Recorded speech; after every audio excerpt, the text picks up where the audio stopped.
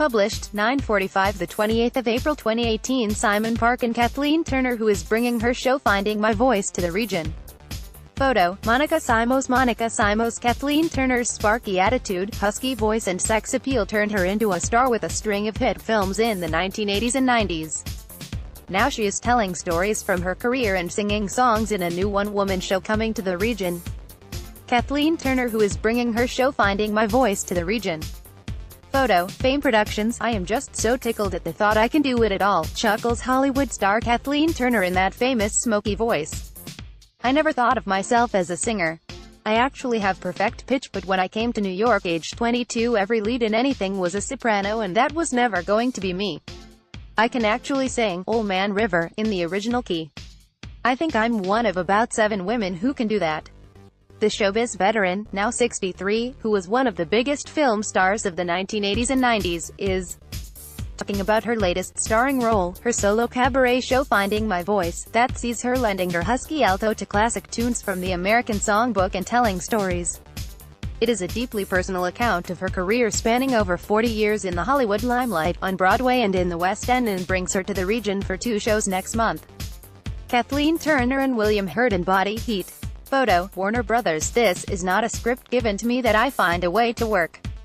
This one I get to write myself. It's so thrilling, she says.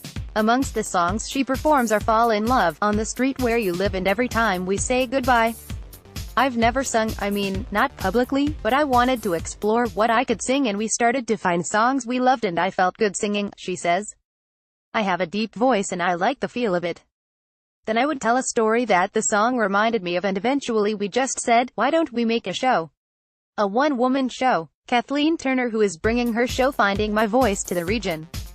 Photo, Pavel Sines. She has lots of stories to tell, mixing her glittering career with her personal ups and downs, and mixes the poignant with the political.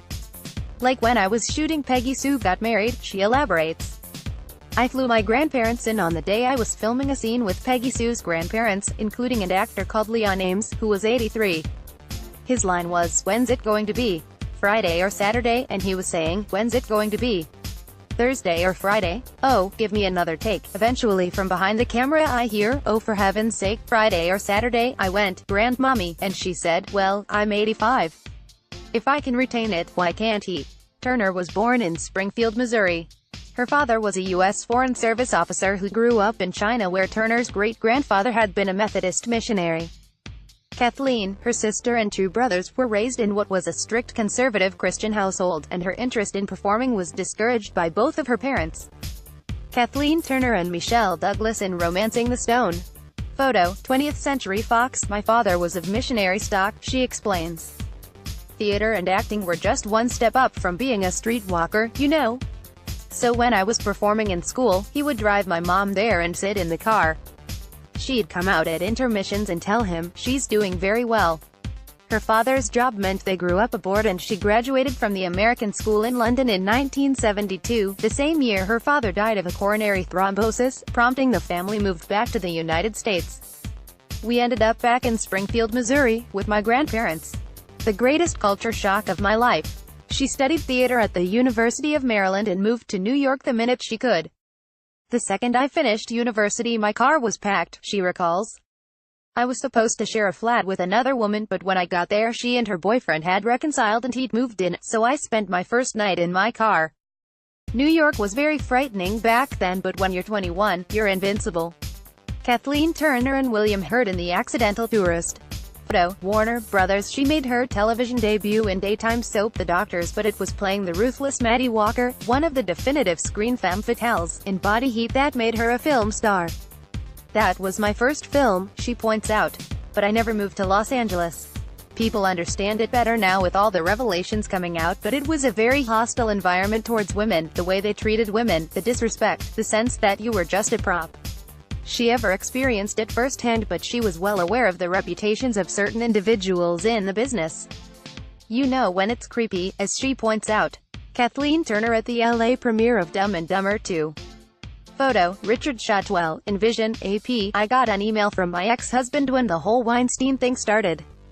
He said, you told me 25 years ago he was a creep. I said, I told you 30 years ago, but by the time I met Harvey I was well established and He tended to prey on younger, less secure women, and that wasn't me. Body heat turned her into one of the most sought-after actresses of the 1980s and early 1990s.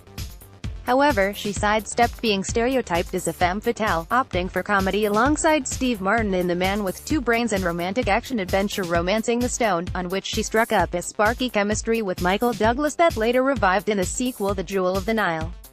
Kathleen Turner was Oscar-nominated for Peggy Sue Got Married, starring opposite Nicolas Cage.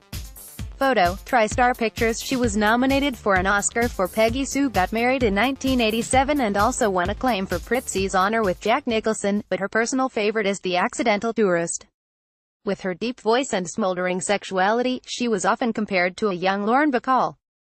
When the two met, Turner introduced herself by saying, "Hi, I'm the young you."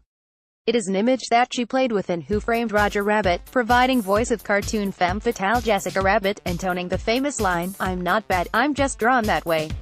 Kathleen Turner and Jack Nicholson in Prizzi's Honor. Photo, 20th Century Fox. Though it no longer frustrates her that she is still referred to as a screen siren, I got over that a long time ago. She admits that for a long time she avoided the sexy pigeonhole because femme fatale roles had a shelf life. She adds, after Body Heat, you can imagine there were endless offers for Body Heat 2, 3, 4, whatever, she says. And I said no. If I've explored one thing, I have no desire to do it again. I remember an interview I did for Playboy. I showed up for the cover shoot and they had all this lingerie and I said, I don't think so. I'd brought an outfit I liked, which was a long skirt. I was never going to do that crap. I wore what I wanted to wear. Does she consider herself a feminist? Absolutely, she exclaims. I always have been. That was how I was brought up.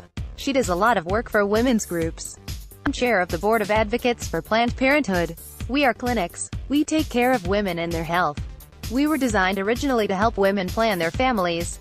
In the mid-1990s, she was diagnosed with rheumatoid arthritis and her film career suffered a hiatus. She has since developed a name for herself as a stage actress, winning acclaim for Cat on a Hot Tin Roof and Who's Afraid of Virginia Woolf on Broadway and playing Mrs. Robinson in The Graduate in London. She loves that theater brings her back to the UK and offers a chance to catch up with friends.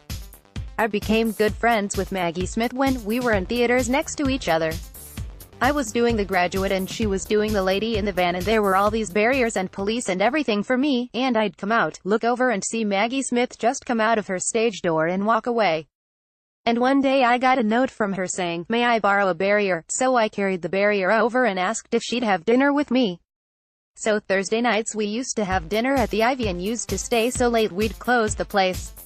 I never feel more alive than when I'm on stage, she adds. It's fascinating to do film, but there's nothing like the knowledge that what is happening won't ever be repeated again. Theater is a once-in-a-lifetime occasion and subliminally the audience knows that. Kathleen Turner will be at the Apex in Bury St. Edmunds on May 9th and the Mercury Theatre in Colchester on May 12th. More details at faneproductions.com/Kath.